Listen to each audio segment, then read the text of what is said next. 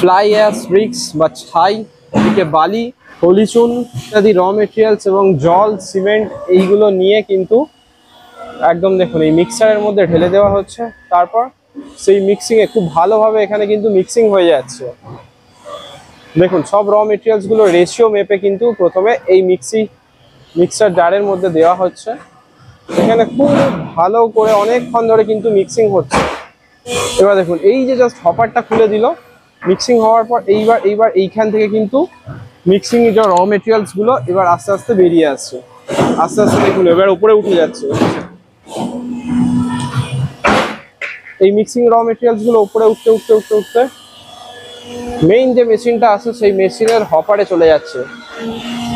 এই মেশিনের হপারে কিন্তু এগুলো পড়ে জমা হয়ে যাচ্ছে। তারপর এই মেশিনের সাহায্যে এই মিক্সারগুলো যে ডাইটা আছে সেই ডাইয়ের মধ্যে প্রথমে ভর্তি করে দেওয়া হচ্ছে। যে 16টা ডাই আছে এখানে, 12 ব্রিক্সের ইট এটা। তারপর উপর থেকে জাস্ট কম্প্রেস করা হচ্ছে।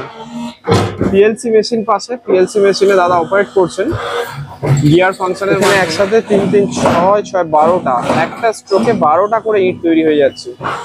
দেখুন মাত্র 2 জন লাগছে, একজন জাস্ট এখান থেকে কিছু বালি ওপর দিয়ে ছড়িয়ে দিচ্ছে এবং এই রেডি হয়ে যাওয়া ইটগুলোকে ছড়িয়ে দিচ্ছে। আর একজন দাদা ওখানে অপারেট করছেন পিএলসি মেশিনে। এখানে কয়েকজন দিদিভাইরা যে ইটের পাটাতনগুলো, যে পাটাতনের ওপর ইটগুলো রাখা ছিল সেগুলো নিয়ে এসে দিচ্ছেন।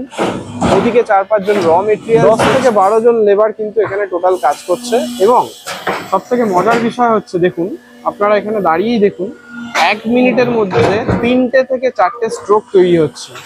মানে একটা স্ট্রোকে 12টা করে ইট প্রোডাকশন হলে 3টে স্ট্রোকে 36টা, যদি 4টে হয় তাহলে 48টা ইট তৈরি হচ্ছে। এইভাবে যদি সারাদিন কেউ 10 ঘন্টা, তাহলে কিন্তু খুব কম করে হলেও 30 থেকে 40 হাজার প্রোডাকশন হবেই।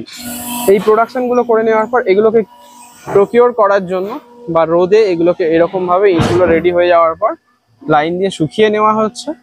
10 থেকে 12 দিন পর কিন্তু আপনারা মার্কেটে বিক্রি করতে পারবেন। তো বন্ধুরা আপনারা দেখতে পেলেন যে কিভাবে একটা ইট র মেটেরিয়ালস থেকে শুরু করে কিভাবে মেশিনের সাহায্যে এগুলো প্রোডাকশন হচ্ছে, কিভাবে সেগুলোকে শুকিয়ে মার্কেটে বিক্রি করা হচ্ছে। প্রথমেই আপনার যেটা মনে হবে যে এই ইটে প্রফিট কত থাকে। দেখুন প্রফিটটা বিভিন্ন এলাকার উপর ডিপেন্ড করে। মিনিমাম যদি 50 পয়সা থেকে 1 টাকাও প্রফিট রাখেন, সারাদিনে যদি 25,000টা ইট তৈরি হয়, তাহলে হেসে খেলে 12 থেকে 15 হাজার টাকা পার ডে প্রফিট করতে পারবেন।